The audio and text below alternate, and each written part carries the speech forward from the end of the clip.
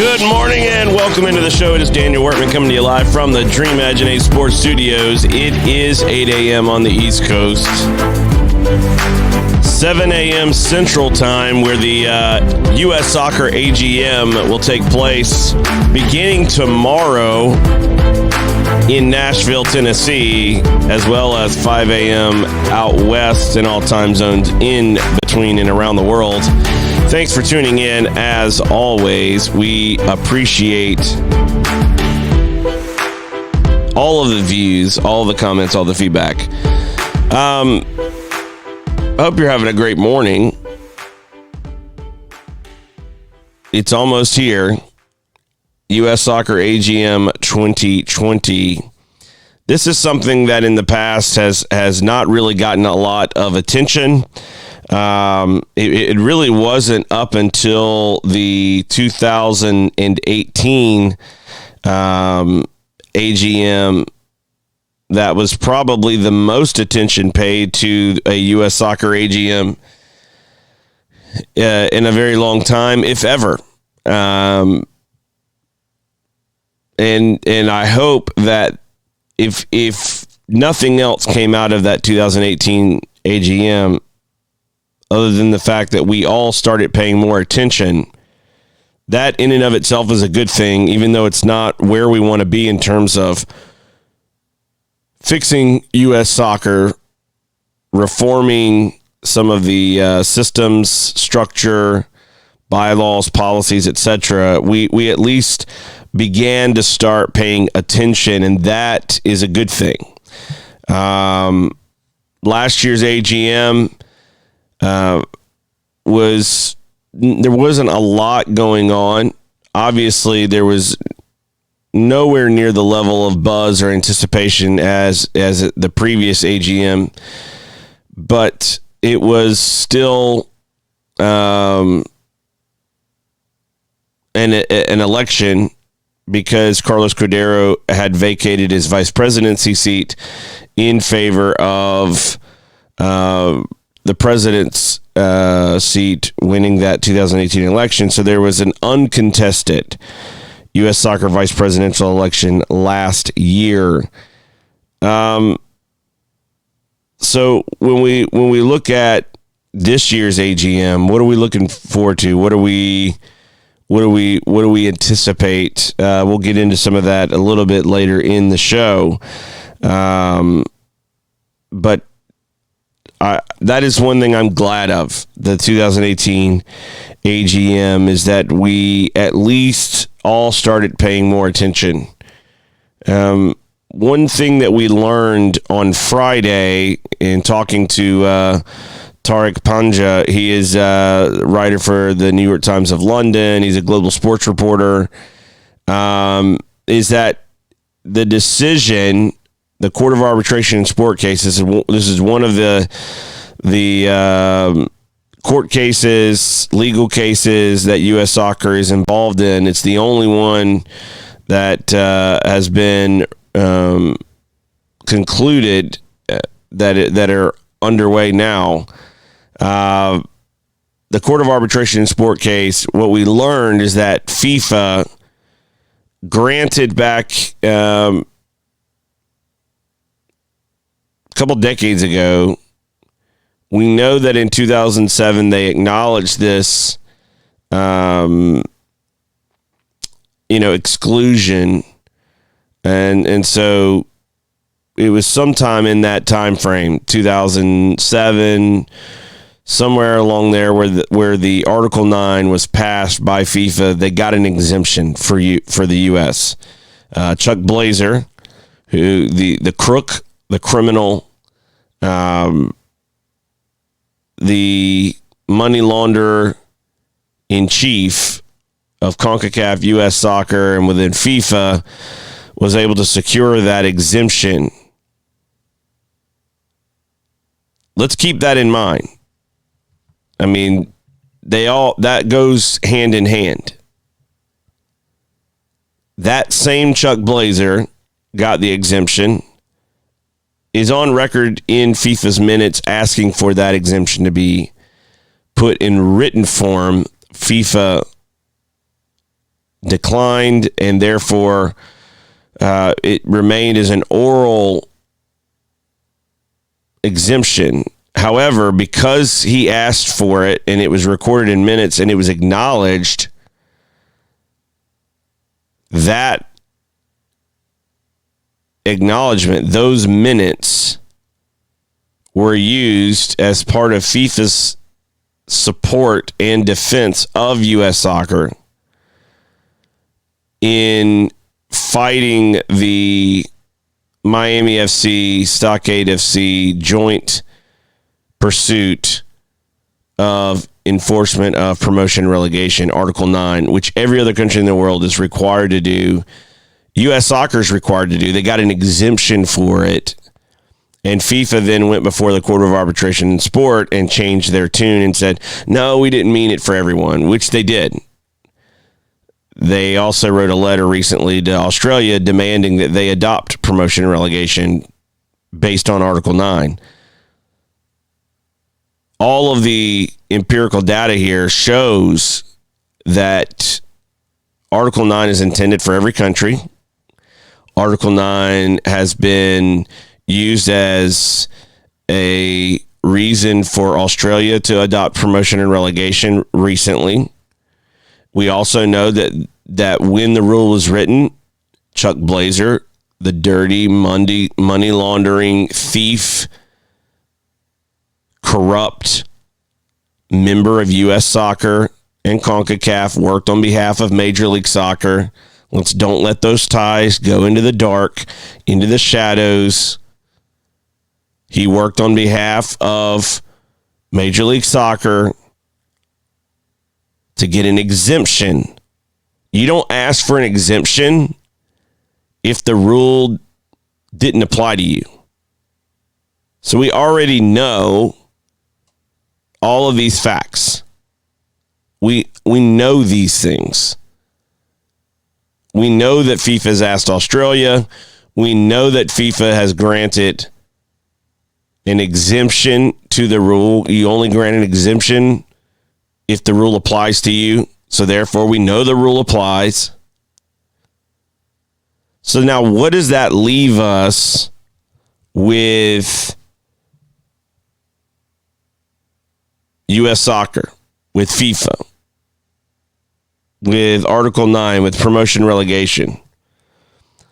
What that leaves us with, in my view, is that the same threats that were issued and used recently against FIFA with the FBI, etc., were used again to basically say, don't mess with us. You remember what happened.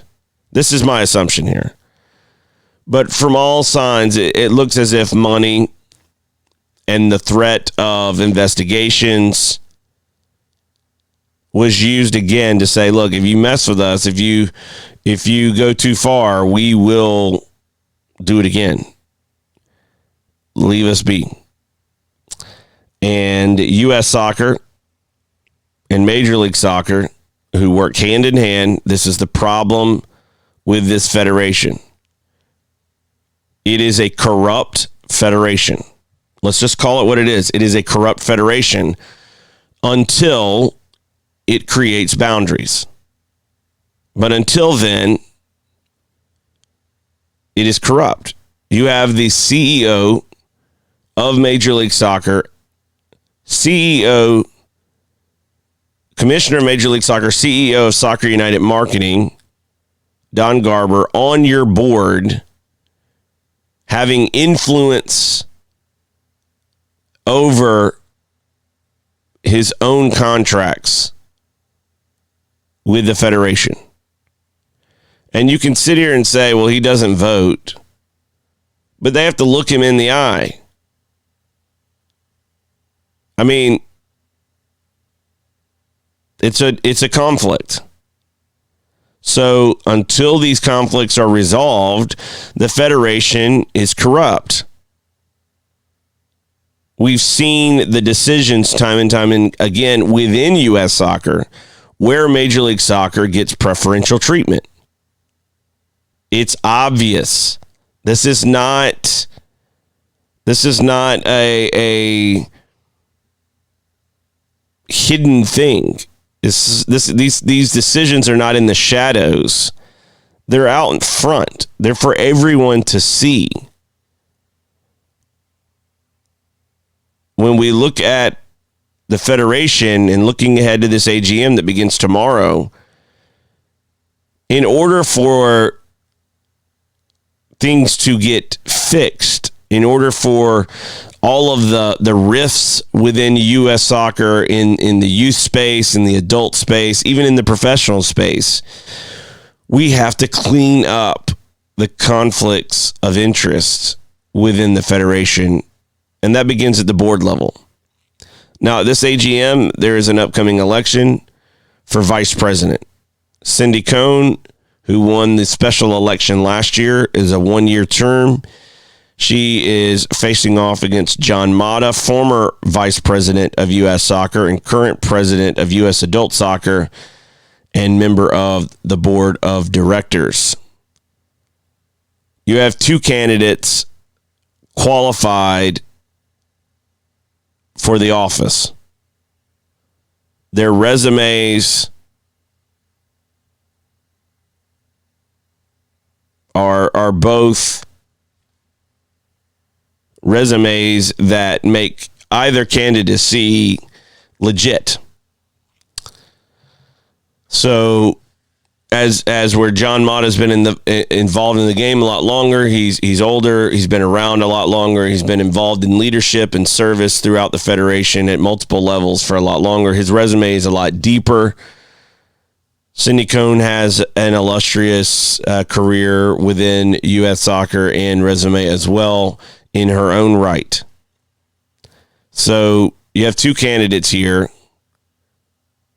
and we'll see how this thing goes. The election will take place on Saturday in the National Council meeting.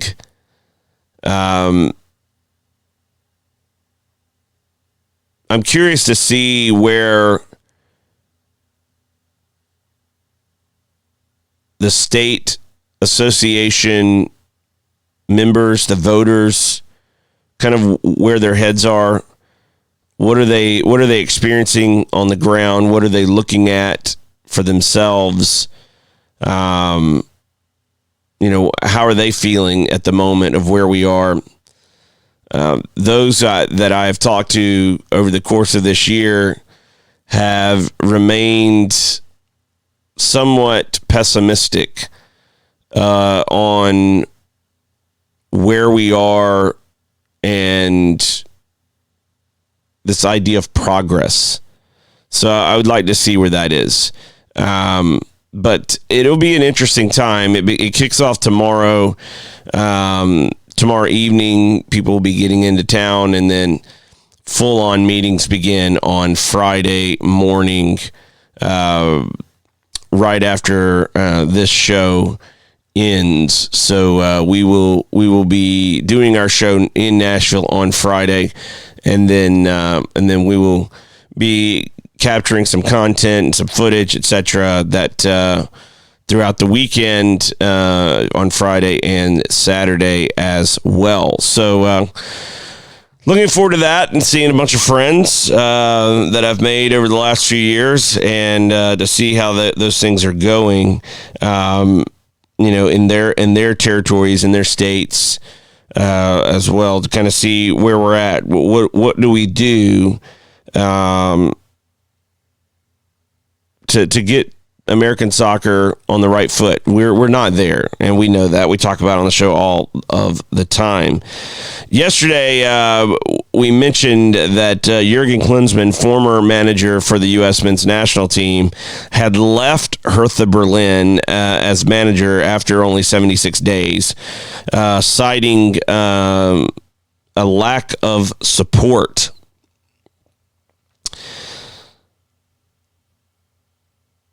Another comment on this situation from Jurgen Klinsmann He said, I took over a suicide mission. Only in one match, we did not get what I hoped for. The coaching staff managed to stabilize the team and get it away from the relegation ranks. From my understanding, a coach should have the full sporting responsibility, just like the English model, and thus also over transfers. This gives the position more power. The last few weeks cost too much energy spent with side issues. If I am responsible for the team as a coach, I want to put all my energy into working with the squad. Those quotes followed his earlier statement on Facebook, in which he said, I'd like to say a big thank you to all the players, fans, spectator staff, and my colleagues at Hertha Berlin for the support, the many meetings and the talks over the past 10 weeks. It was an incredibly exciting time for me with many new interesting insights. The club and the city have grown on me even more. He went on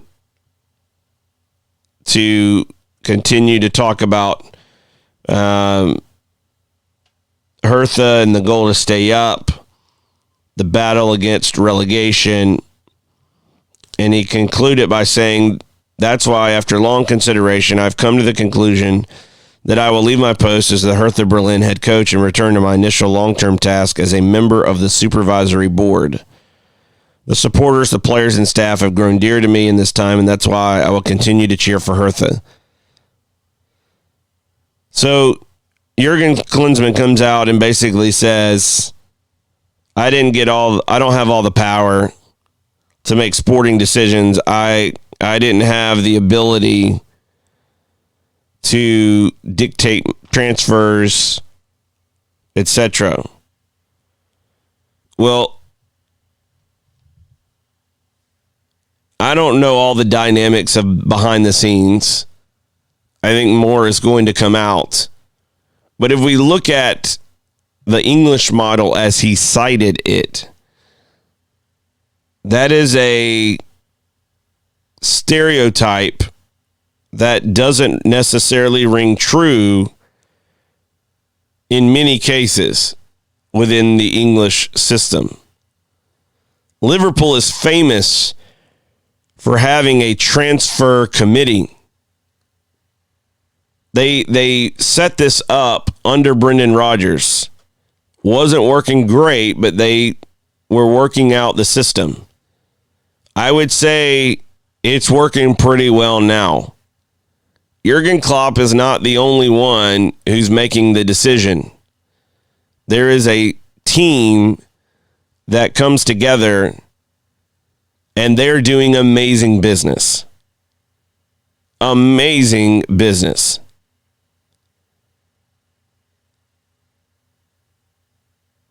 So to sit here and look at England and say, well, all those managers have all the power and I don't have any. Jurgen Klopp doesn't have all the power when it comes to transfers.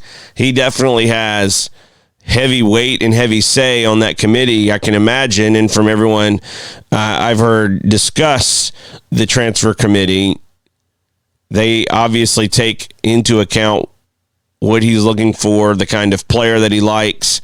He may even have specific players in mind, but they work on this as a collective, and they have managed to do it in a way where they are doing incredible business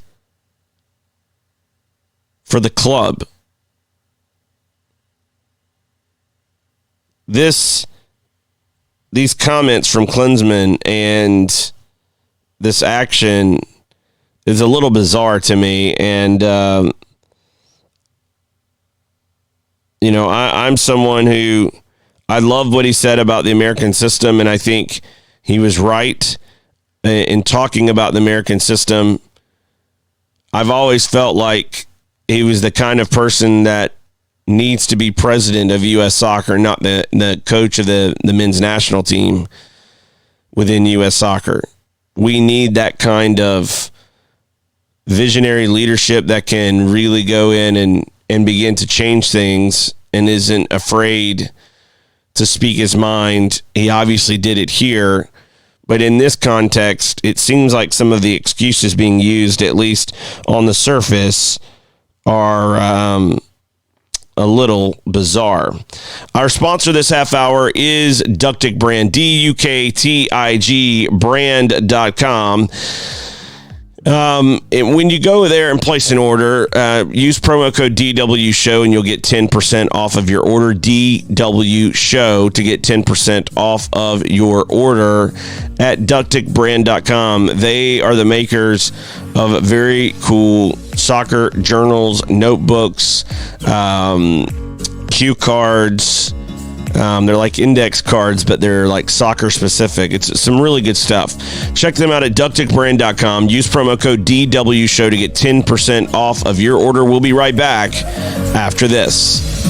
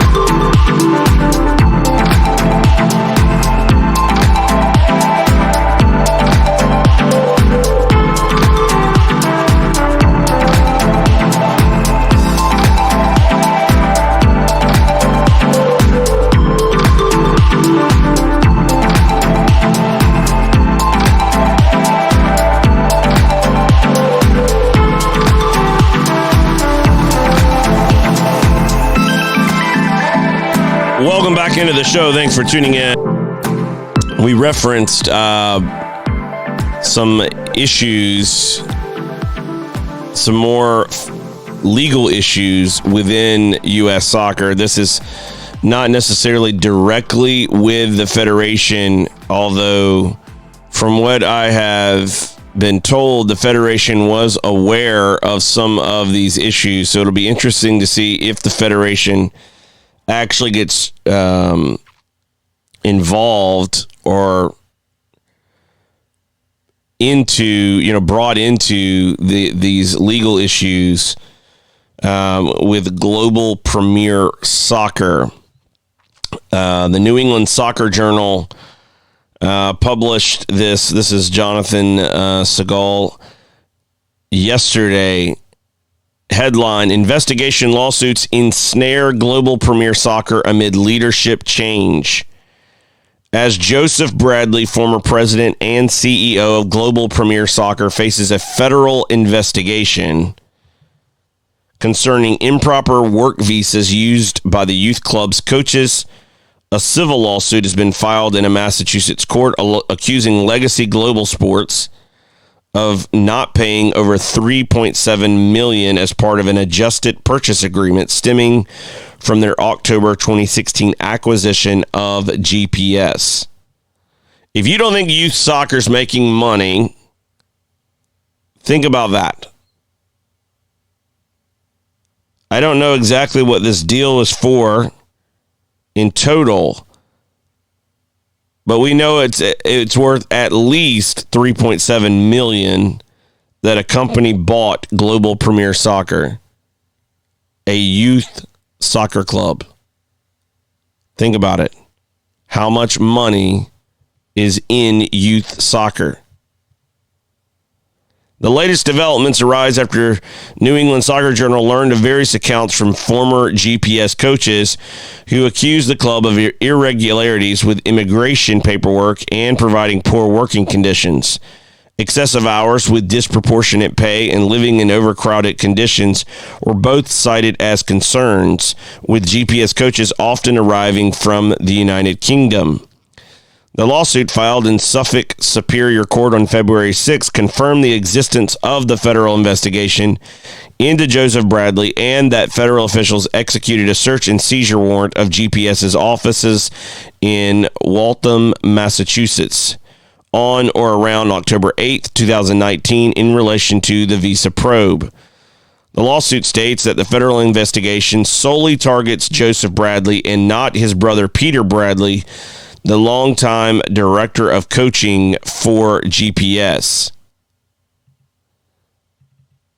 Simultaneously, a second civil lawsuit was filed in Suffolk Superior Court on February 11th by GPS, mainly against Burns and Levinson LLP, the firm representing the Bradley brothers. The February 11th suit alleges that Burns and Levinson has a conflict of interest due to prior work for GPS and outlines in great detail what the alleged visa practices entailed. When reached for an interview regarding the allegations and investigations, Joseph Bradley said he was unable to comment based on advice from legal counsel. Further, a spokesperson for the U.S. Attorney's Office branch in Massachusetts said that they can neither confirm nor deny any investigations. A spokesperson for U.S. Immigration and Customs Enforcement, also known as ICE, also said that they cannot confirm whether any specific company or business is the subject of an investigation.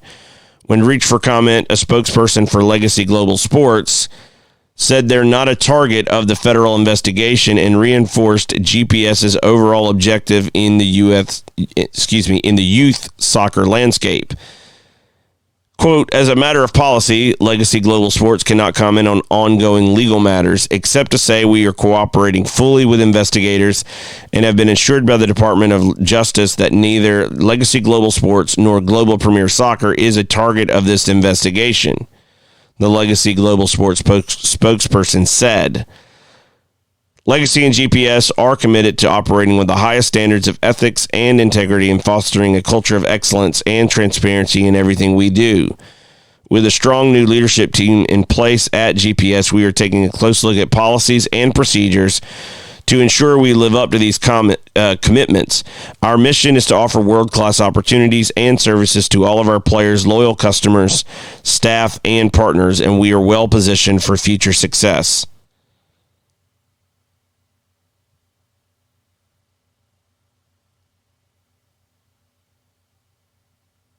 This is going to be an interesting case to follow. There's more here before we get into it.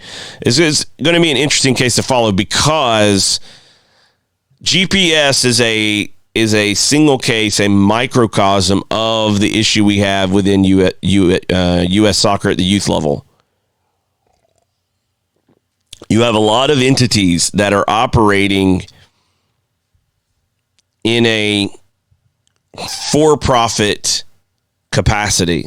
They are businesses viewing families as customers, and they've been making a lot of money to the tune of millions, 7 figures, maybe even more in some cases. It is speculated, this is not in this report here, but it's speculated that FC Dallas, the Major League Soccer team in the Dallas-Fort Worth area, with all of their youth pay-to-play club leagues, etc., not their academy piece, but all the other teams that they operate, that they earn north of $10 million a year off of all of that youth operation. Some have speculated it's as high or higher than $15 million a year.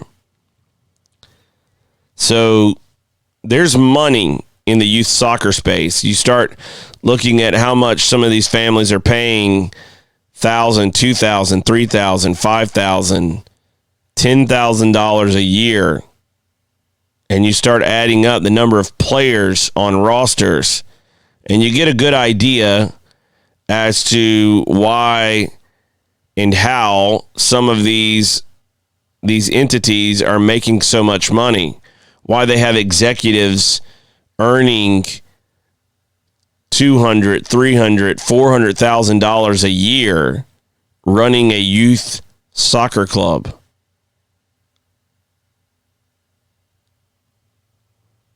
Back to the article. GPS traces its roots back to Massachusetts in 2001 when the Bradleys, these are the two brothers, founded Mass Premier Soccer. The club eventually assumed its current name, and expansion followed suit, with GPS now serving approximately 20,000 players across the country and having partner clubs in 26 states. Think about that, 20,000 people. And if you just do the $1,000 a year, and that number is going to be higher, but let's say it's $1,000 a year per player, and you got 20,000 players. That's $20 million of revenue right off the top coming in to the organization. This is why we have to tackle what's really going on within American soccer.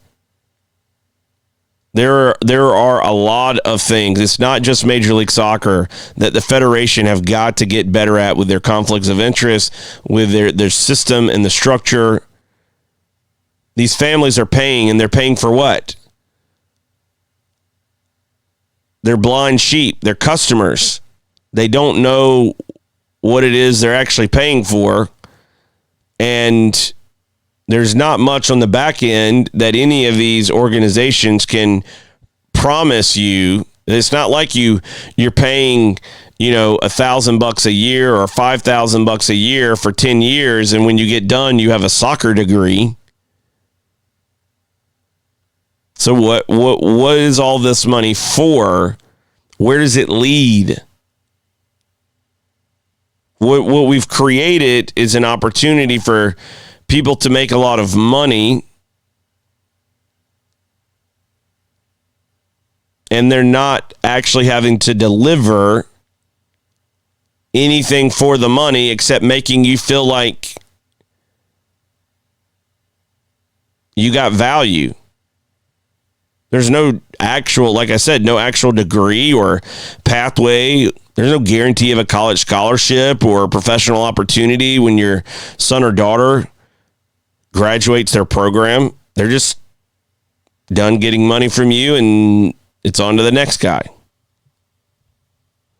The club also maintains its partnerships with Adidas and Bayern Munich, with new CEO Keith Caldwell confirming the continuation of those relationships. According to the February 6th lawsuit, GPS's growth attracted the interest of Legacy Global Sports, a youth sports event and management company based in Boston, resulting in an approach from John St. Pierre, then the company's president and CEO, during September 2015 regarding a possible acquisition. So this thing was started back in 2001, so almost 20 years ago.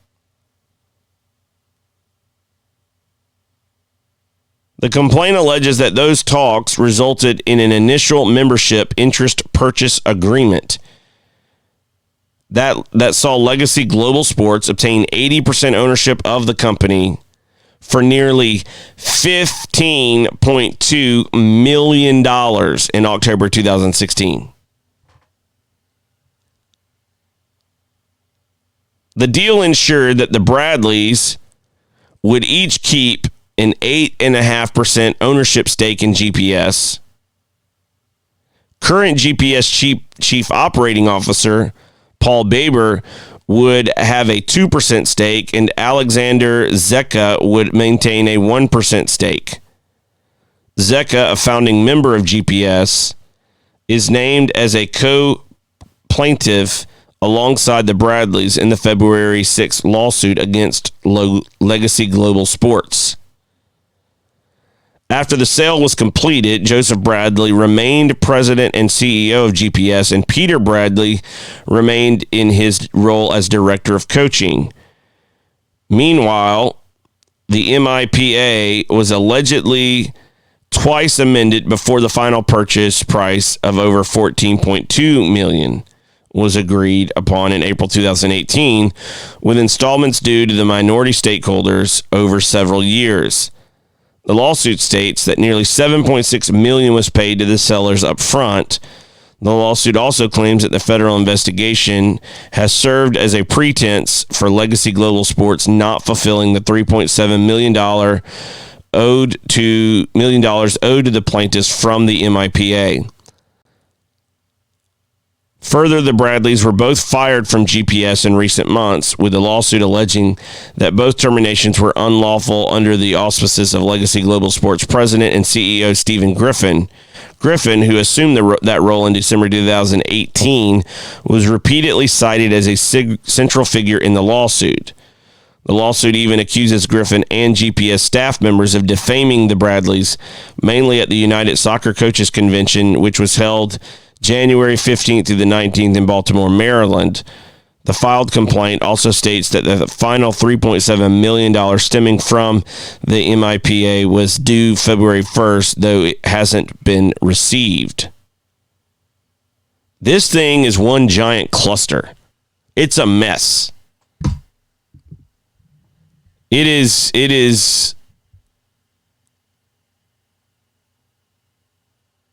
is quite interesting to see under the hood of one of these youth soccer entities. It's a business.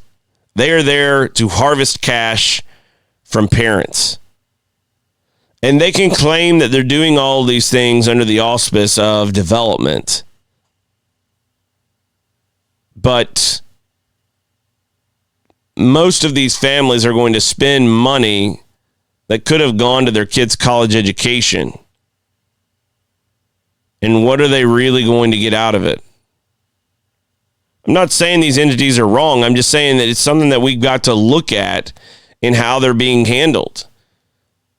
There are no regulations within U.S. soccer for these type of organizations.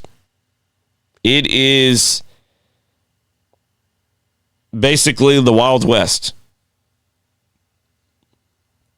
There are no regulations. There are no requirements. There are no audits of youth soccer clubs. There are no requirements of youth soccer clubs to report X, Y, and Z back to the federation. There's no oversight, accountability.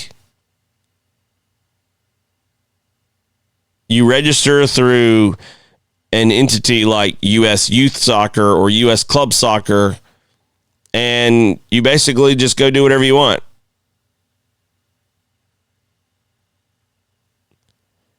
In that absence of accountability and oversight, we're now getting a look into what happens when it goes south, when it gets sour. And in some cases, as the accusations claim here, could even be illegal. As allegations have circled around how the alleged visa operation functioned, several possible answers surfaced in the February 11th lawsuit.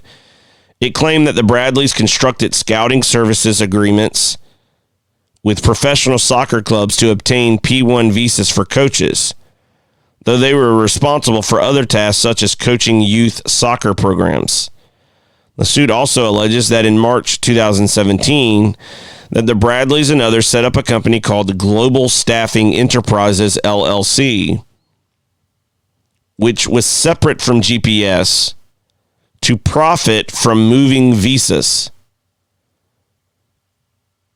GSE, Global Staffing Enterprises, was headquartered in New Jersey and allegedly entered into a formal operating agreement in April 2018 with plans to open a secondary office in Massachusetts by 2021. The February 11th suit further cites several personal examples from GPS coaches who ran into immigration troubles on account of the alleged visa arrangements, including one who was stopped at the Canadian border by federal officials.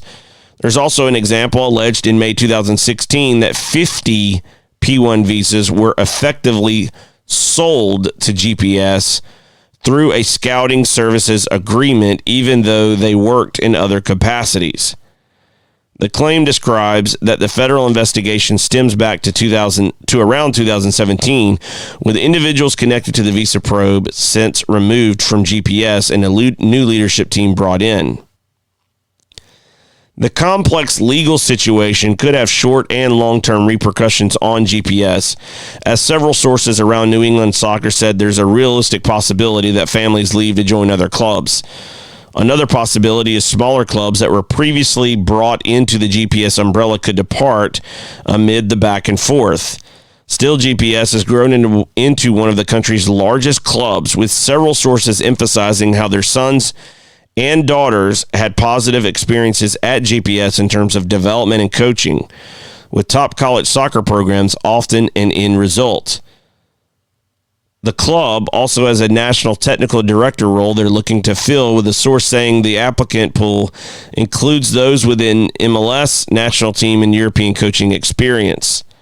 Caldwell, who was appointed to his role in January 23rd, has been on a listening tour of sorts in various GPS states around the country to assess what does and doesn't need changing.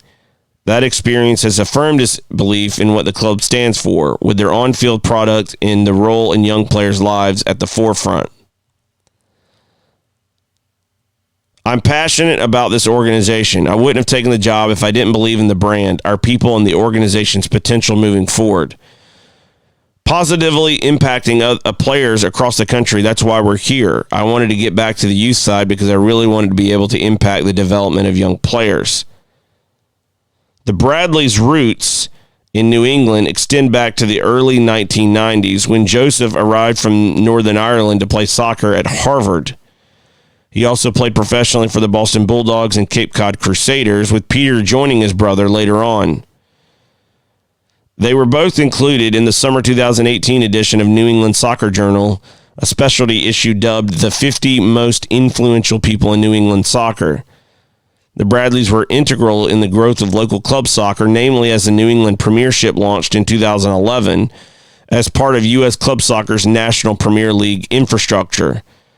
GPS also absorbed many smaller local clubs as it grew, with the GPS Memorial Day and Thanksgiving Showcase tournaments serving as two of the biggest dates on the local club soccer calendar.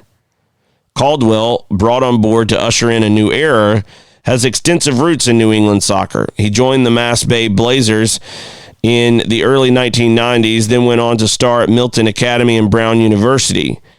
He was also drafted by the Colorado Rapids of Major League Soccer, had a trial with the New England Revolution, and played for GPS Omens in the amateur Bay State Soccer League. Caldwell has leadership roots in local club soccer, having previously worked as the director of coaching for Scorpions SC. He spent the last 5 years at Boston Consulting Group and played a significant role in the United 2026 bid that resulted in the FIFA World Cup coming to the U.S., Canada, and Mexico. Interesting tie here.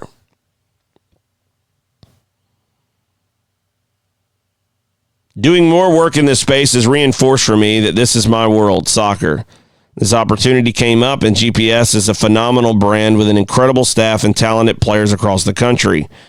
It was a no-brainer to jump at the opportunity. I'm honored to take the helm. It'll be interesting to see, because this is a developing story. It'll be interesting to see how all of this stuff begins to fall out. What you find in cases like this, and this is not just this is not a youth club soccer scenario. This is any kind of court case, legal case like this, where you have disgruntled former employees, where you have founders unhappy with buyouts or being terminated. You start to really get to see in the cracks. You get to see under the rug. You get to really find the dirt as people get frustrated and they want what's theirs. Sometimes they lose sight of the bigger picture, and you start to really get behind the scenes to really know what's going on. It seems from people I've spoken with and read comments from coaches that were involved with GPS that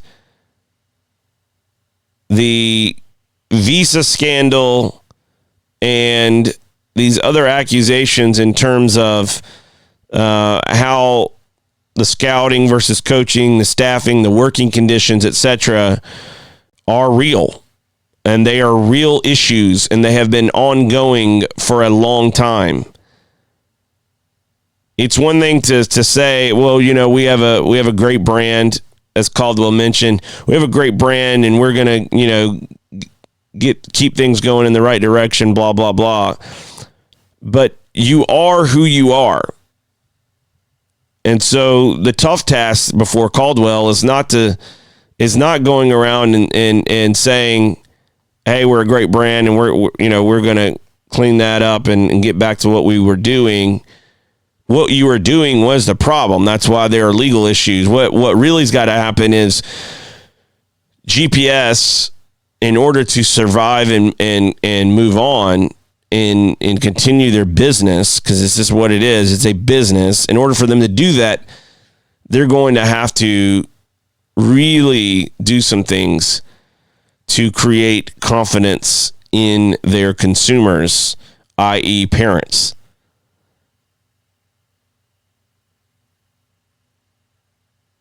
The visa issues, the working conditions, the amount of money that's involved in all of these transactions, I think will raise enough of an eyebrow and look from the feds that this is a case worth following.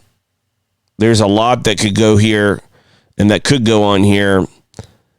GPS has traditionally been a big brand within the youth soccer space. It's no surprise that someone from the World Cup 2026 bid was considered for this kind of spot. There's a lot of money involved here. And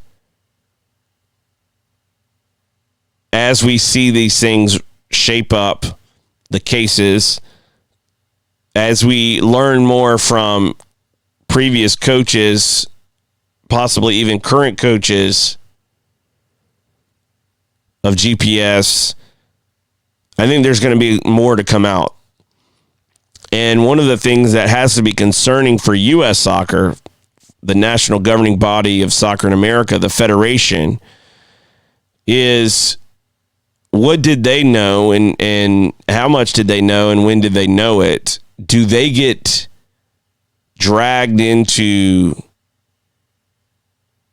these proceedings? Do they become part of this?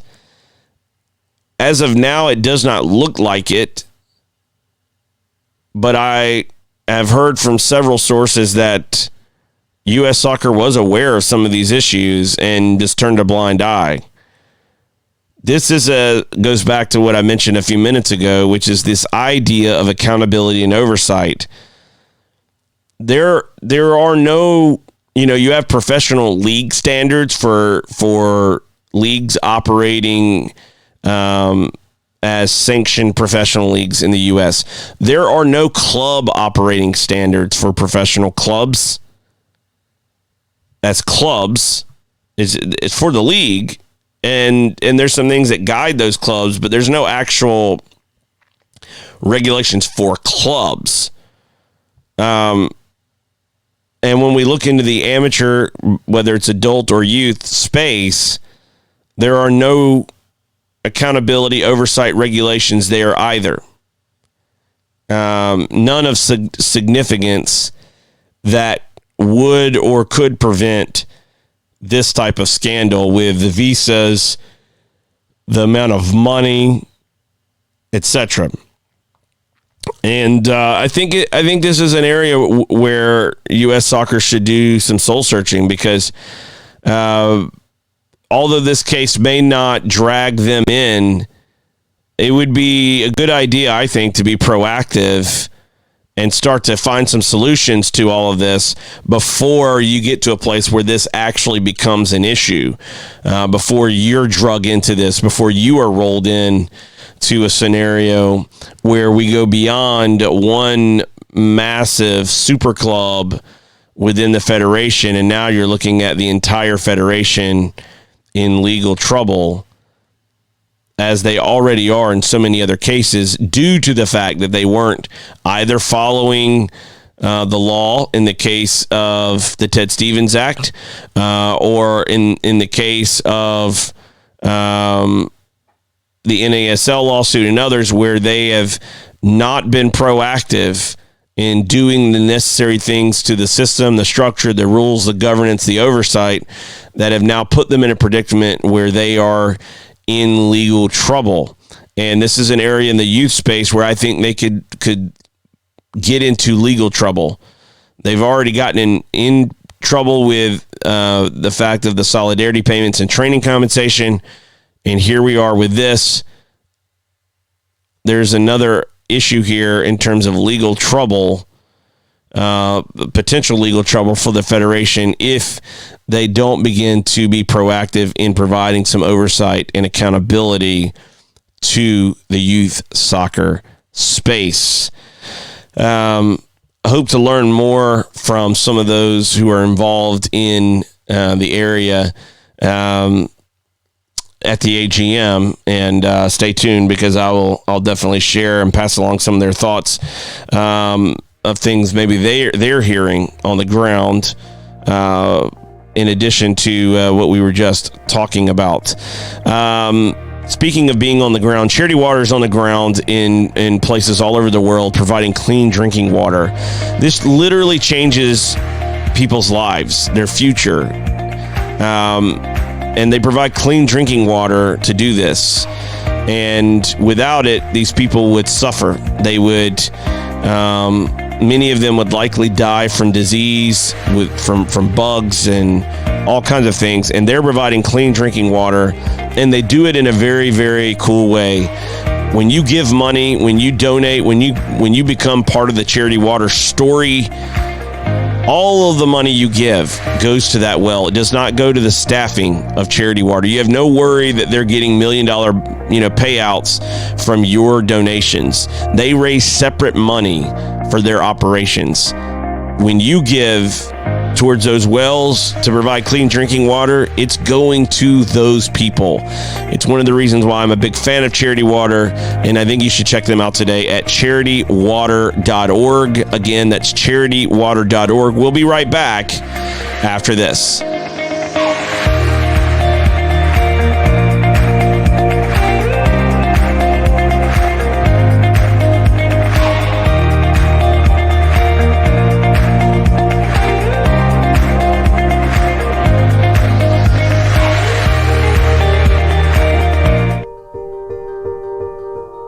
No one, no man, no woman, no child should ever have to drink green water with bugs, with algae, with disease in it.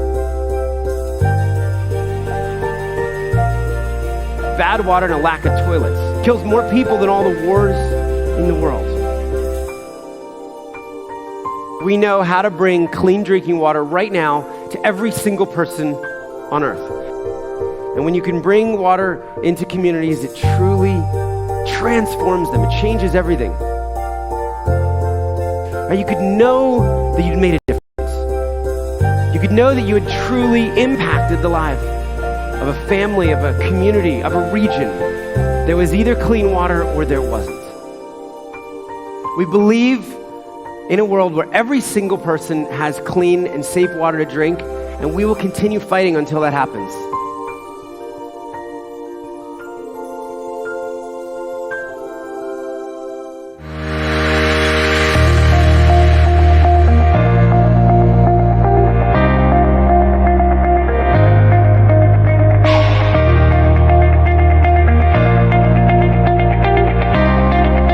Welcome back to the show. Thanks for tuning in on this Wednesday. Again, the U.S. Soccer AGM begins tomorrow evening, late afternoon in Nashville, Tennessee, running through the weekend.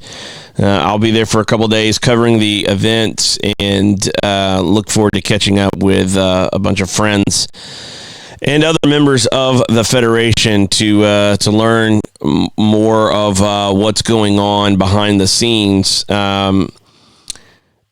One of the things that I've been reminded of recently as I have taken on coaching a team this spring, and I haven't coached in a couple of years, is this idea of detail. There's so much to the game of football, the game of soccer. And, I grew up in an area where, for whatever reason, I don't know what's different about the water here, but we've produced NFL players and college football stars. Matter of fact, the town that I grew up in, which is a suburb outside of Mobile, Alabama, is a town of about 25,000 people. It's in a kind of a chain of these towns, these suburb towns, right outside of Mobile. And in that one town alone, there were 6 players in the NFL at one time. We shouldn't have one. We had 6. It was crazy. They all came out of one high school. So when I look at this development in the youth space in American football in this area, you listen to these guys, they're volunteers that coach in these leagues, these city leagues. There's no, club American football where coaches are getting paid lots of money. These are dads, brothers, uncles who just love the game, and they learn the game, and they pass on what they know to the next generation, and they raise up players and develop players from, city parks where they're not paying a ton of money to play, and they're becoming incredible football players. And one of the things that I was having a conversation recently with my brother-in-law about in regards to this, kind of phenomenon of what we've seen is the fact that these guys, these dads, these brothers, these uncles, they care. And that caring means that not only do they give effort, not only do they try, but they give effort and they care in the area of detail. The little things, a hand position, when do I swipe, when do I drop and drive, all of these different things that they will get into with their players, and they'll teach them little techniques, little tricks, little tips. And now you've got these generation of players who have made it to the NFL who are coming back and giving back to the community, and it's another cycle. It's going again. Getting back into coaching here recently over the last few weeks, this is an area I've been reminded of again. We could take a sheet of paper all day long. We could get the greatest soccer session ever created. Pep Guardiola and Jurgen Klopp and all the greatest managers could come together and create a lesson plan that every coach in America could follow on paper.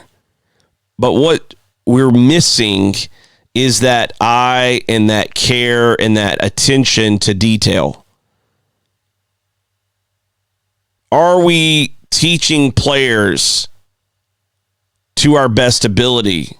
Are we showing them? Are we reminding them that this doesn't mean we're stopping practice? I'm not talking about stopping training and teaching every single thing over and over again. I'm not talking about getting on a bully pulpit in the middle of the field and just stopping everything and like preach. All right, you got to do this. You got to do this. I'm not talking about like that. I'm talking about it's just in these little moments.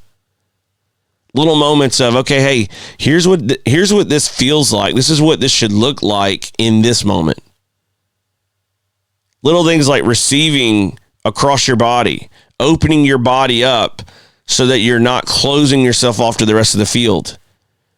There's so many players that they're running towards the ball to get in position, but then once they get there, they don't actually open their body up to receive. They stay closed off. There's so many players that when they get the ball, they just put their head down and dribble. They don't know where they're going, and this is all over the country. Little details, little reminders that we as coaches can do to pass along nuance, detail.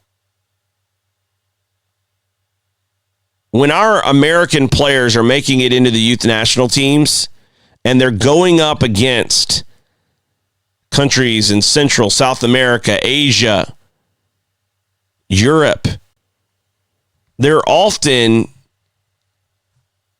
naive. You'll see hands up, whining to the referee. I didn't get a call. This isn't fair. And what it is they've not been educated in these little details. The culture of the game that gets passed on from generation to generation. As coaches, my challenge to all of us today is that when we're in our sessions, that we keep trying to find ways to pass on those little nuggets of detail to help our players develop better, quicker, right where they are. Thanks for watching. As always, I appreciate it.